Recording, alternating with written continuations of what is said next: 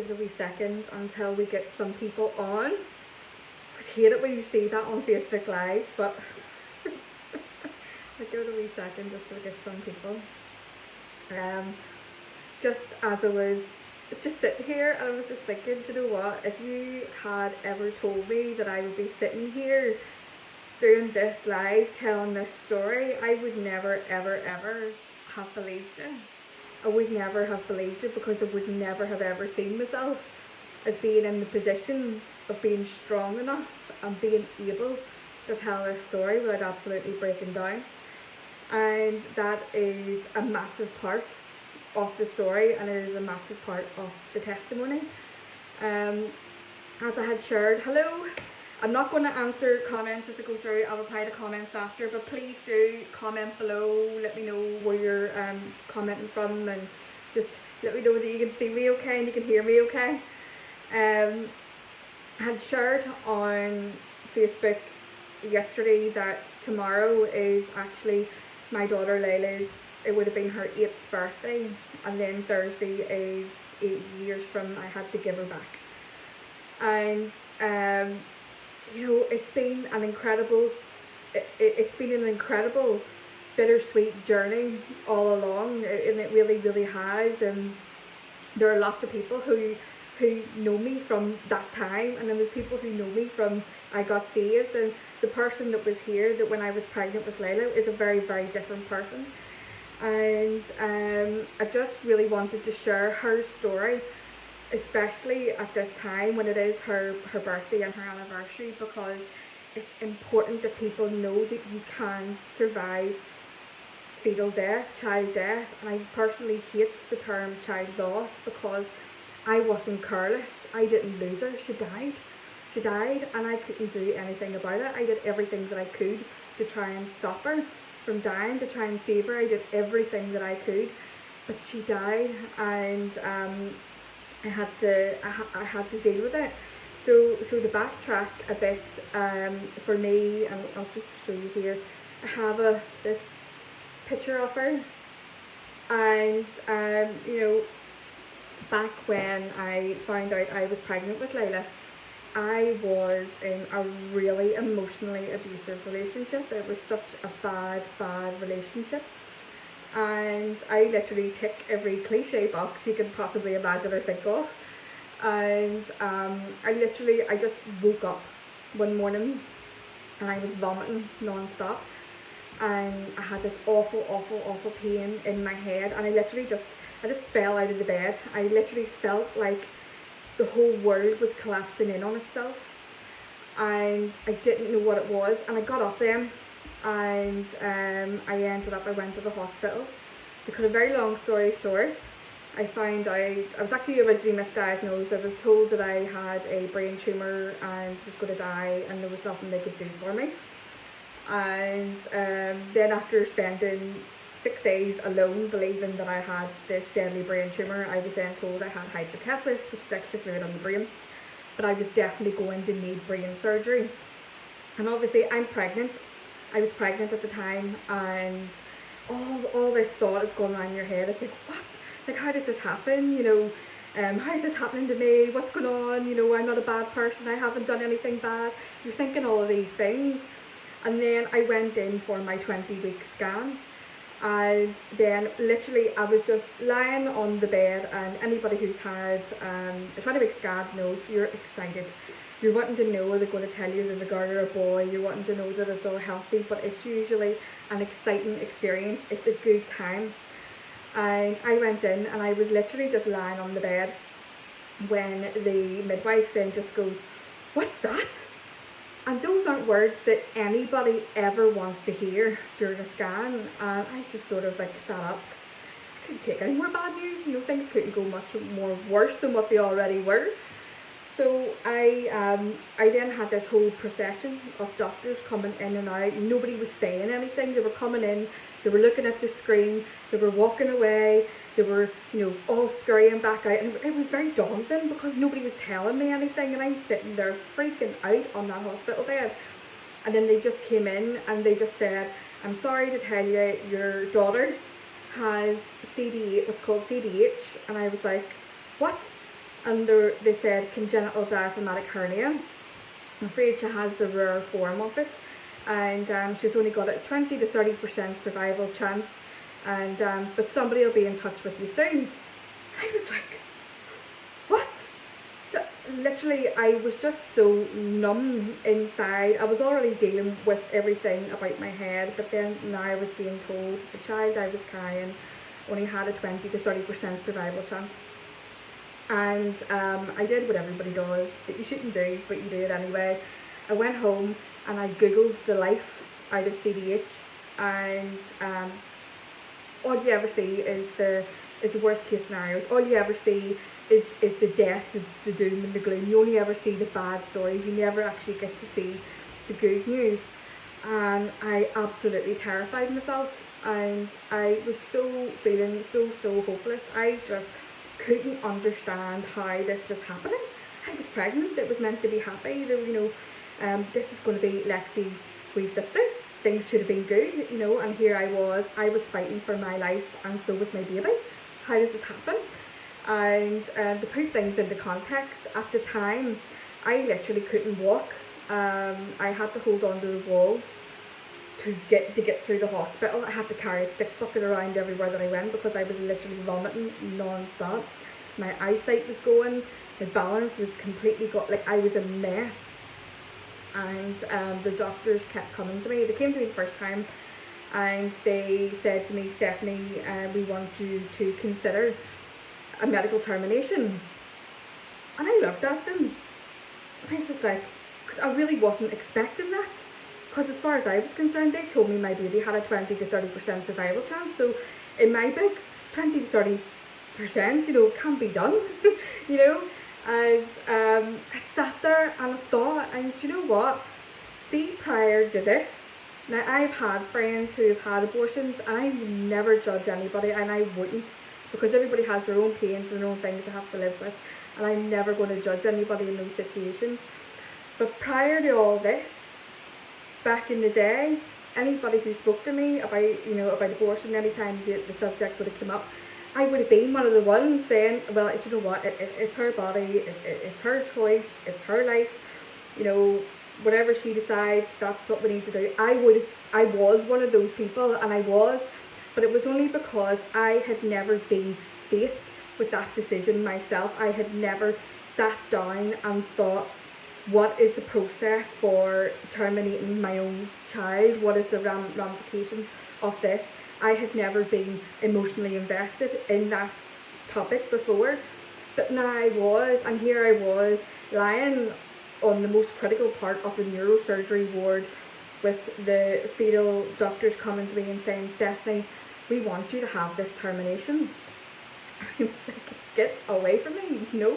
And I sat and thought about all the conversations that I'd had, and I thought about Lexi, and I was like, because obviously I had her to think about, and the bottom line was, I knew that I had this life that was inside me. I knew I had this baby, and that I had to love her. That was my job. I had to get her as far as I could, no matter how long that life was going to be.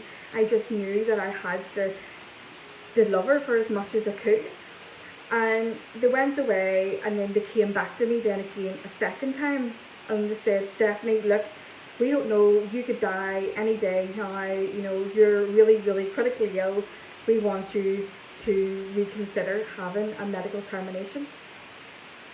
And I was just sitting, like, I couldn't believe that there was nobody that had any good news for me. There was nobody that was willing to give me any kind of emotional support to say, do you know what, Stephanie?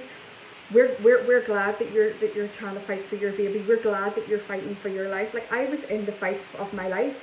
I was fighting for mine and my daughter's lives, and none of the doctors, nobody could give me an encouraging word. None of them could help me. All they wanted me to do was to agree to have this medical termination. If anything, they were looking at me as if I was a complete waste of time because I was refusing to abort this baby. And this is even before I knew what an abortion actually involved. And they went away, and it was literally like another week later, they came back to me and said, Stephanie, you're really, really ill. We really want you to reconsider and think very, very seriously about having this medical termination. And at that point, I gave them an answer to make sure that they would never come back near me again, and you can use your own imagination for that. I wasn't a Christian at the time. So all I knew was I had to love my baby, I had to protect her, and I just knew there's just something that was inside me was just telling me this wasn't how my story was going to end, this wasn't how my life was going to end. And I didn't know if she was going to survive, I didn't know if I was going to survive. I just knew that I had to push on, that I had to just keep going, and just believe and have some hope. And you know, prior to getting saved and prior to becoming a Christian, I was always one that was always preaching about, you know, positivity and positive thinking and all those things. But I had to push on through. I had to be my own cheerleader because there was nobody in the medical profession that was. And one of the things that really, really upsets me is when we now see people using mental health as the tool for, you know, the go-to for, weapon of choice for pro-abortion. But the fact is that nobody is telling about these women who come out the other end of abortion, who are then faced with a lifetime of what ifs. So I know, like with my baby, I then went on and, you know, with her, I managed to get her full term. So after I had turned down the 3 requests to have a medical termination, they then took me into what I lovingly call the room of pain. And they drilled 3 holes into my skull, and they put in like the probes to attach my brain to a laptop. It's called ICP monitoring. It's actually really, really horrible when it happens. And I was hooked up to a laptop for a couple of days in my brain, and honestly, see, as they were drilling holes in my head, because I was wide awake, I had no pain relief because I was pregnant.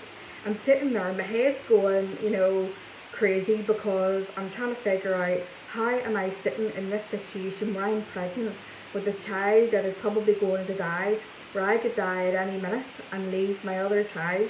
How does this happen? And I'm sitting there, and this blood, I could literally just feel the blood was just trickling down, and I was just crying underneath the sheet, and I was just crying. I was like, my goodness, like, how does this happen? And I couldn't make any sense of the situation. And but I just kept going. I kept going because, see, for me, there is no way I could ever have looked at Lexi and have told her that I aborted her sister, and I just couldn't have. I could never have had that conversation. And I didn't know the whole ins and outs of abortion or how it was carried out, but I knew it wasn't going to be pleasant, and I just knew I just couldn't physically cope with the thoughts of that. I would rather have to deal with burying the child rather than dealing with the grief of the guilt of knowing what I had done to abort that child. And this is me being very, very truthful and very, very honest, because it's something that we do need to think about when we're saying, oh, you need to have this choice, you know, this should be a choice for their mental health. Because I will tell you, there's a whole load of other mental health issues that come out the other side of when a child dies. And if somebody's carrying a baby that is going to die, abortion doesn't change that fact. But what it does do is it robs them of making memories. So after all this, I managed to get Layla to full term, and I had her by cesarean section, but because of the brain injury I had, I couldn't have like a normal epidural. I had to have a full anaesthetic. And as soon as I woke up, literally the first words that came out of my mouth was, is she alive? That was all I just wanted to know, had she survived? And thankfully she had. But I was in and out of consciousness, like I was so ill. They were expecting me to die really at any time, and I made so much of a fuss. They don't normally take beds up into the NICU unit, but because of the whole situation, they took me up in my bed. And I'll never forget it, going into the NICU unit, and you see all these wee incubators with all these wee sick babies, but then there was this one over in the corner, and there was loads of like massive machines all around this incubator, and I just knew that was her. I just knew that was her.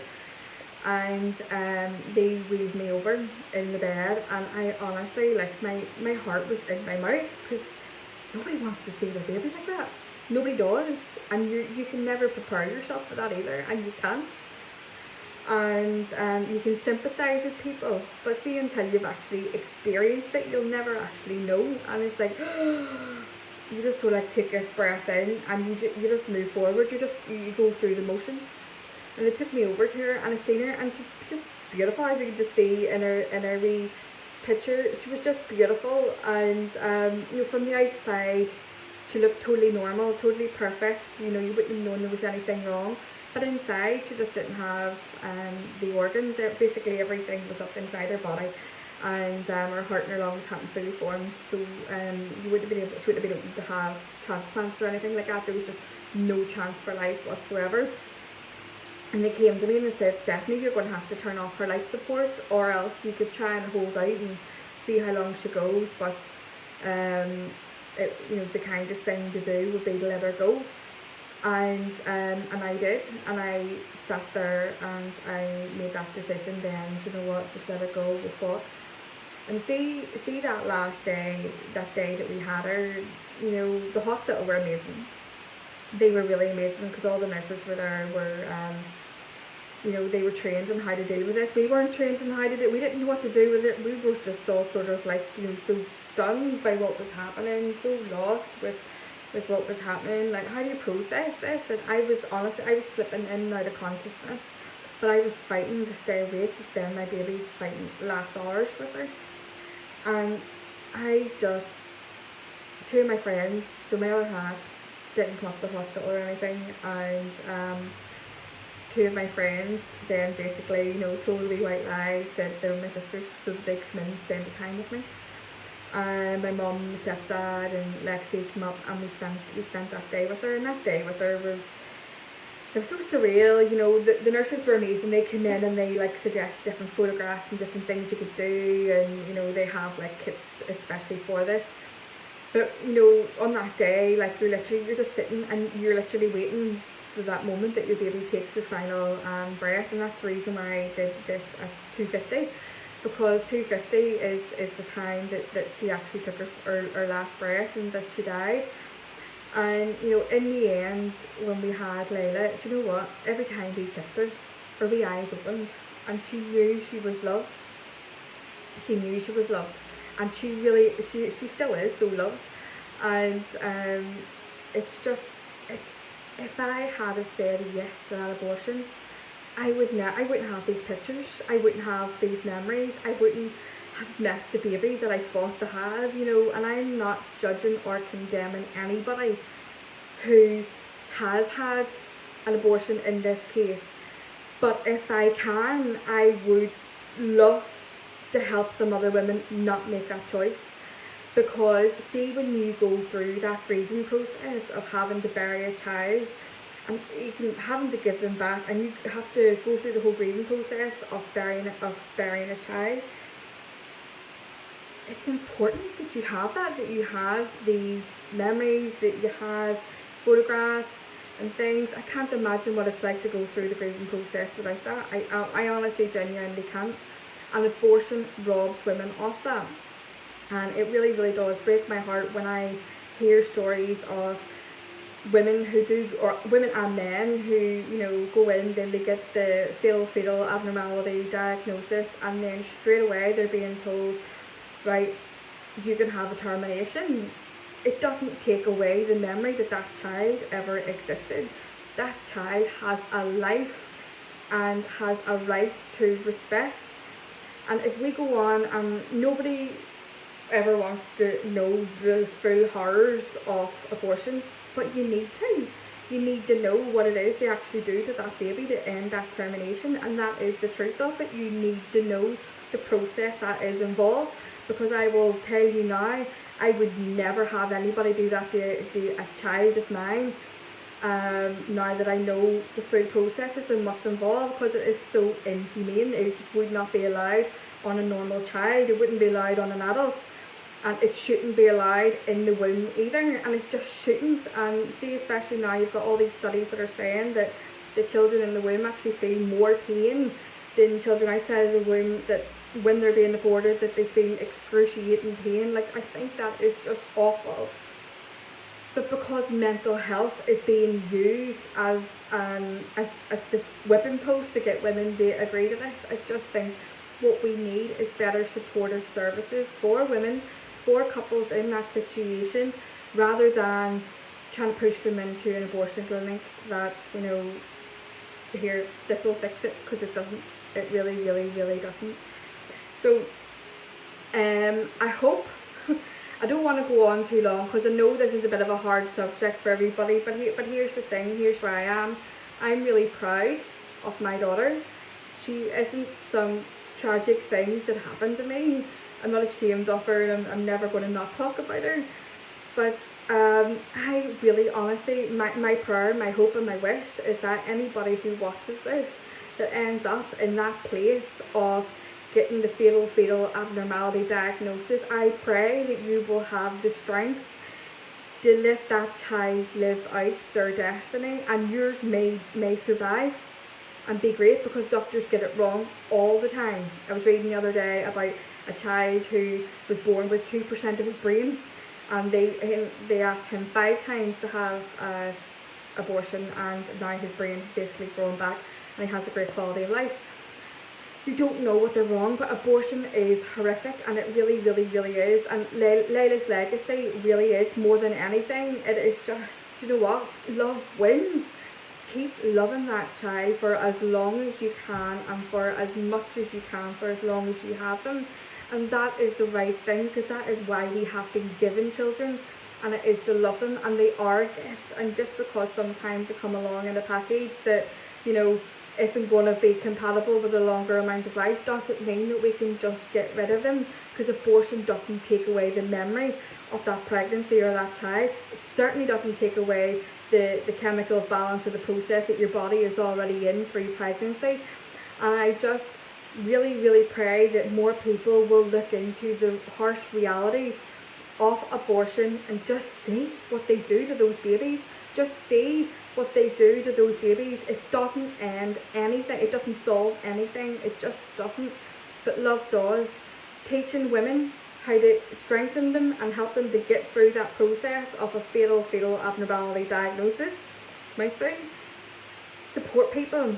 We can be the change. Every single one of us can be the change in that process. All we need to do is stop talking about abortion as a fix-it or a mental health, you know, sticking plaster, because it's really, really not. What is love and support is, and that is what we need. So I hope you have found this pleasant in some way. It's a hard subject, it is a hard subject, but you know what, I'm proud of my Layla, and obviously, you know what, if I did everything that I could. I went to hell and back to, you know, to have her here with me, and I couldn't. But I will tell you now that she is still impacting lives, because we were able to tell her story over and over again, and I hope you've enjoyed it. So please do comment below and let me know if you watch this, and thanks for watching.